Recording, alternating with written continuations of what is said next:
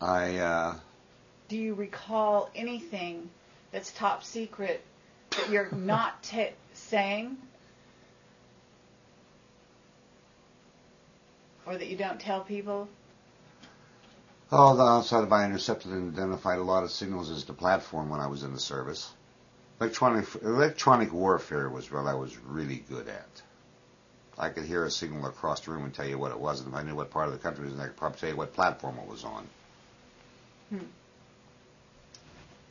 Interesting. What about psychotronic warfare? It's a very real thing. Do you think you were involved in that? I almost would have had to have been. But do I have any memories of it? No. But you think you're knowledgeable about it? I'd say I was knowledgeable about it. Oh, yes. Okay. When you heard Duncan's story, does it trigger something in you? At times it will. What's interesting is we both have experienced psychic attacks.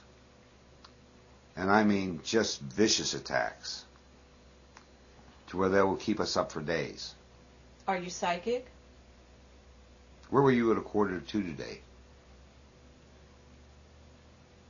Where were you geographically at 1:45? Pretty close by. We were getting here, weren't we? How close were you to Shoshone?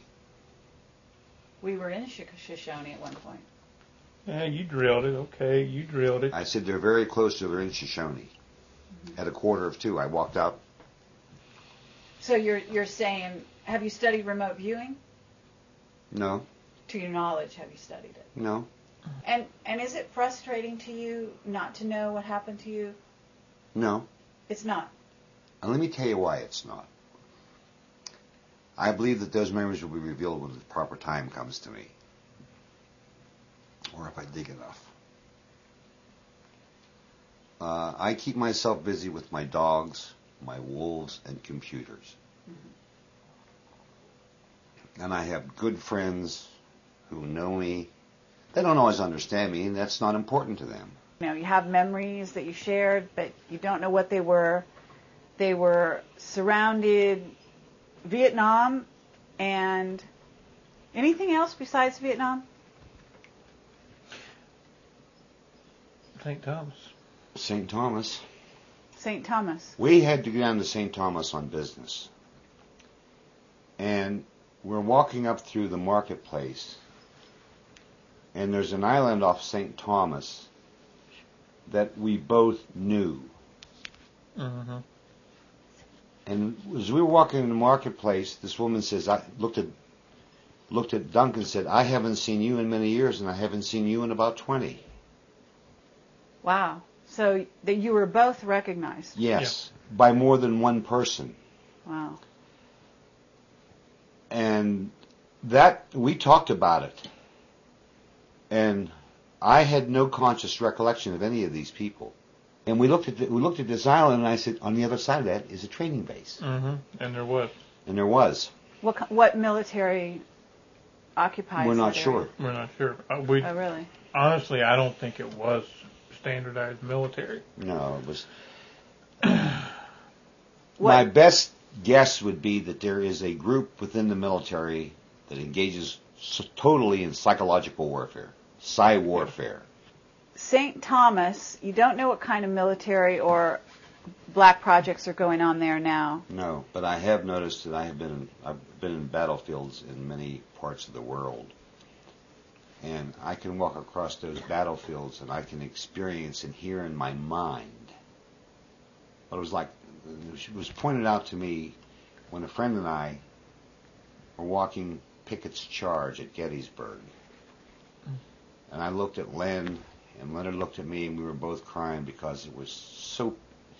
War is such a pitiful thing, caused by bankers to enrich companies and themselves. There's never been one logical reason for a war. Not one. And the war on terrorism, to me, is a farce. It's about controlling this country and setting it up for the New World Order. You're an electronics expert. Do you think you're being watched or tapped into? There's no doubt in my mind. And you know what? I really don't care. Do you find yourself knowing things you didn't know you knew in terms of electronics? Yeah. I would like to understand all that I know.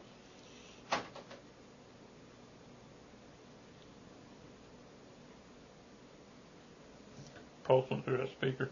Yep. The TV just went on by itself. No, pulse went through that side A pulse speaker. went through. A psychic pulse was fired at this house. Just now? Mm-hmm. Is that what that sound was? Yeah, I wonder if you're recording anything. You're convincing me that you go back a long way. What happened after that would be an association between the two of you? Let me let Dunk explain something to you. That he ran into a gentleman at a coffee shop in Lexington, Kentucky. Okay. It was, trying to remember exactly where it was. I know it was Lex, but I can't remember. Sitting there, just having a cup of coffee. Guy comes up in a suit, sits down, and he looked at the tattoo, and he said, "Is that a military tattoo?" And I said, "No, that's my own little design, like I always say." And he said, "Well, I spent some time in the Navy." And I said, "Well, good. You ever hear of Dave Corso?" And he backs up and says, "Dave Corso. You know Dave Corso?" And I said, "Yes, sir, I do." And the guy just gets up and walks off. Come on, you're psychic. What was your impression? He was scared. Mm-hmm. The man was terrified. He's not the only person who's come up to you or you've told that you met, because you started to tell another incident. Right, and I am totally blanking on that one, and this happens from time to time. And I remember telling you about it, but from there, it's just totally blanking out. What do you remember about it? That somehow my name got mentioned, and the guy said, "Dave Corso," and he described me down to the tattoos to Dunk, and said that was the best Marine Corps sniper in Vietnam. And I have absolutely no knowledge of it. Mm-hmm.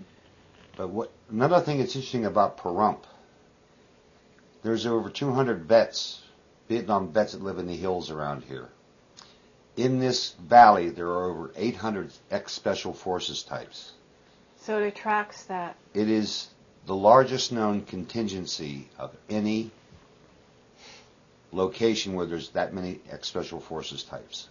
Well, this has been a fantastically interesting exploration, and you guys are really revealing a lot of trust to allow us to come into your house, under these conditions and ask you these questions. And I just want to really thank you both. Don't expect your life to become any easier. Okay. No. Okay.